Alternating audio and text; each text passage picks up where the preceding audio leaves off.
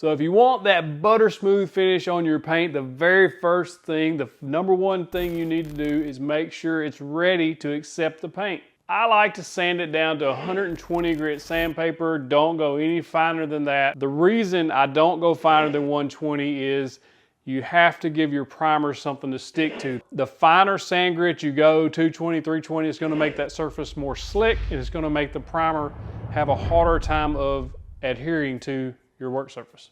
Be sure you're using high quality paints. Don't buy cheap paint. You're gonna get cheap results. If you buy good paint, you'll get good results. Don't cheap out on your finishes. So I'm making faux shiplap.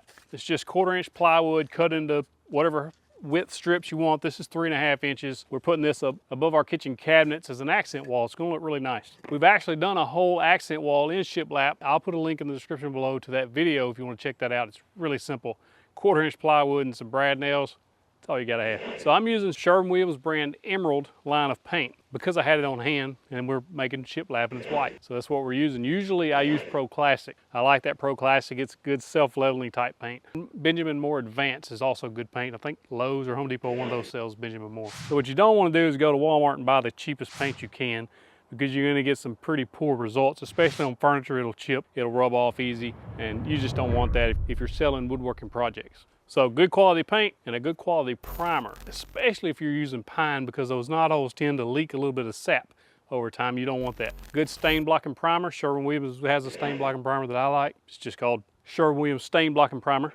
And then start putting your top coats on. I usually do one good coat of primer. You can do 2, 3, whatever you want. Doesn't really matter. One's sufficient for me. And then I start putting top coat on, usually 3 to 4 coats of top coat. I like to spray mine with this HomeRite sprayer that I have. I've had it for about 3 years and it's served me well. This trick will work, help you get a smooth finish on your paint.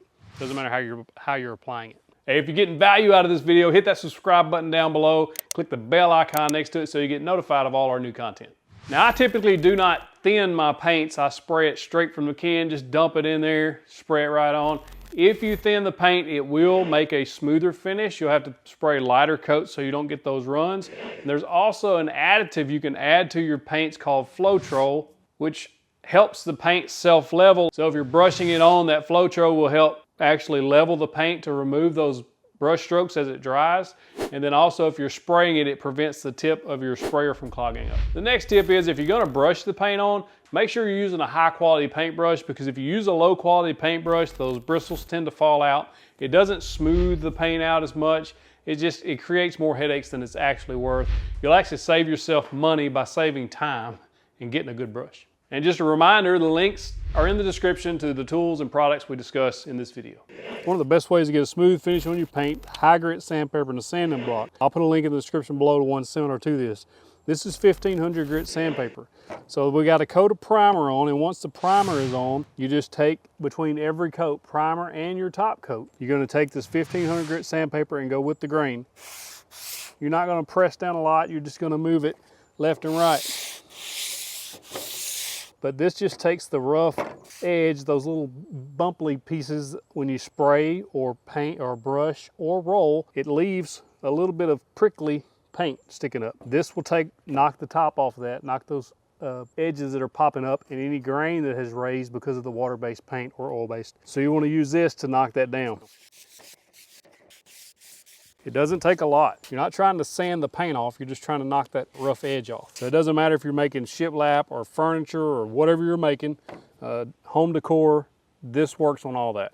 So once you sand that with that 1500 or higher, I recommend higher, because if you use a lower grade or a lower grit sandpaper like 80, 60, even 120, you're gonna leave some really gnarly scratches in your paint.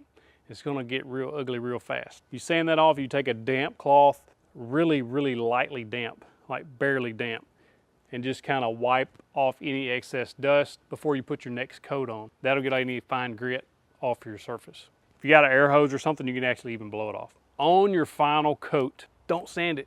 It's final coat, leave it. I like satin finish paint. Some people like semi-gloss.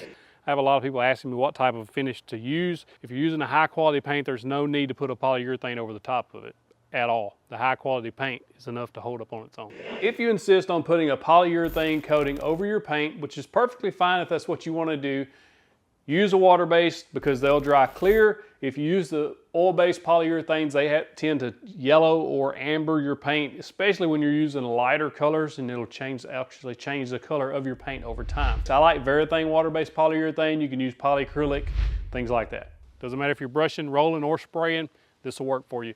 If you like this video, go ahead and click that box right there. It takes you to the next set of video, woodworking tips and tricks. Also, if you click right there is another one of my favorite videos. If you click those boxes, you know you're getting that virtual fist bump. I appreciate you watching. Don't forget to share this on your social media with your friends. Hit that thumbs up for me. If you have not subscribed yet, I would greatly appreciate it if you click that subscribe button. Help us out.